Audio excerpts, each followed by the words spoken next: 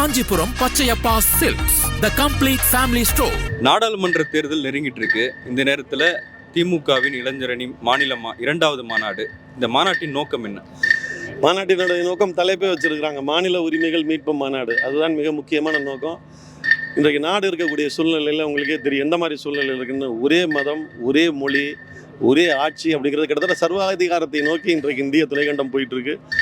நம்முடைய பெருமை என்ன? இந்தியாவுடைய பெருமை என்னென்னா வேற்றுமையில் ஒற்றுமைங்கிறதா நம்முடைய பெருமை. அதன் மீது கட்டமைக்கப்பட்டது தான் இந்தியா. பல்வேறு மொழிகள், பல்வேறு கலாச்சாரங்கள், பல்வேறு மதங்கள், பல்வேறு இனக்குழுக்கள், பல்வேறு சாதிகள், பல்வேறு சமயங்கள், இவங்க எல்லாம் அவங்களுக்கான உரிமையோடு வாழக்கூடியது, ஒத்துமையாக வாழ்ந்து ஒரு பொது நோக்கத்துக்காக இருக்கக்கூடிய நாடு தான் நம்முடைய நாடு. ஆனால் அது இன்றைக்கு சிதைக்கும் நோக்கில் அத்தனையும் நடந்து கொண்டிருக்கின்றது.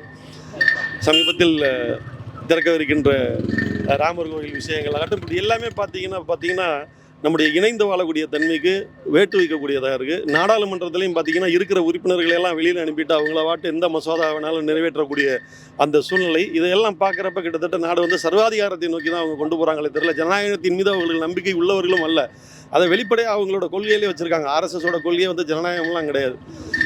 கிட்டத்தட்ட அப்படியான ஒரு சூழ்நிலையில் அதை மீட்டெடுக்க வேண்டிய பொறுப்பு நமக்கு இருக்குது. இன்னும் சொல்லப்போனால் தலைவர் கலைஞர் தான் முதல்ல 1971 உங்களுக்கு இதுக்குன்னு ஒரு குழு போட்டு ராஜமன்னர் கமிட்டியெல்லாம் போட்டு இதுக்கான விஷயங்கள் எல்லாம் செஞ்சார்.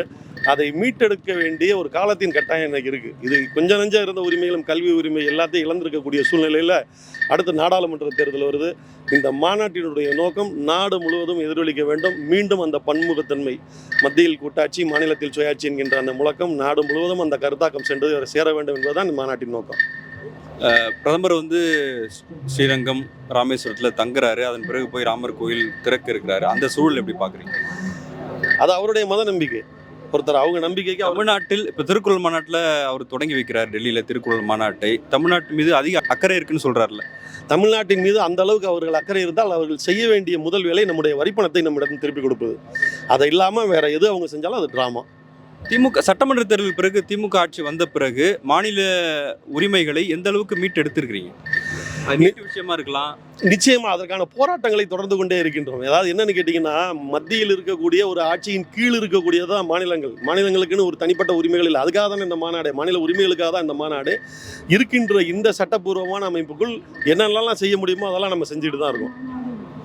இப்போ உதயநிதி ஸ்டாலினுக்கு வேறு பதவி வழங்கப்படலாம்லாம் பேசப்படுது. மீண்டும் வாரிசு அரசியல் திமுகவில் மறுபடியும் ஒரு பிராண்ட் வராதா? வாரிசு அரசியல்னு நீங்கள் எப்படி சொல்கிறீங்க எனக்கு புரியல. நான் ஒரே ஒரு கேள்வி கேட்குறேன். அடுத்த ஒரு 25 ஆண்டுகளுக்கு தமிழ்நாட்டை வழிநடத்த போகிற தலைவர்கள் இவர்கள் தான். நீங்கள் யாரை வேணால் நினச்சிக்கோங்க. நான் பேர் சொல்லலை, நீங்கள் யாரை வேணால் நினச்சிக்கோங்க. ஒன்று அவங்க சாதிக்கான தலைவராக இருக்காங்க, இல்லைன்னா அவங்க மதத்துக்கான தலைவராக இருக்காங்க. தமிழர்களுக்கான தலைவராக இவரை விட்டால் வேறு யார் இருக்கா? இதுதான் எனக்கு பதில். அண்ணாமலை ரீசெண்டாக ஒரு ப்ரெஸ் மீட்டில் பேசினார். அந்த பேச்சை கேட்டிங்களா? ஒரு தவறான வார்த்தையை பயன்படுத்தி பேசினார். அதாவது உதயநிதி நேர்காணலில் ரொம்ப மென்மையாக பேசினார் அப்படின்றத சொன்னார். அதை எப்படி பார்க்குறீங்க? ஒரு தலைமை பொறுப்பில் இருக்கக்கூடியவர், அதாவது தொண்டர்கள் உணர்ச்சி வசப்படலாம். எங்களை மாதிரி தொண்டர்களாக இருக்கக்கூடிய உணர்ச்சி வசப்பட்டு பேசுறதுங்கிறது வேற. ஒரு கட்சிக்கு தலைமை தாங்கக்கூடிய முதலிடத்தில் இருக்கக்கூடியவங்களோட பொறுப்புங்கிறது வேற. அது அவர் தான் புரிஞ்சுக்கணும். Kanchipuram Pachaiyappa silks, the complete family store. மின்னம்பலம்.com, தமிழின் முதல் மொபைல் பத்திரிகை.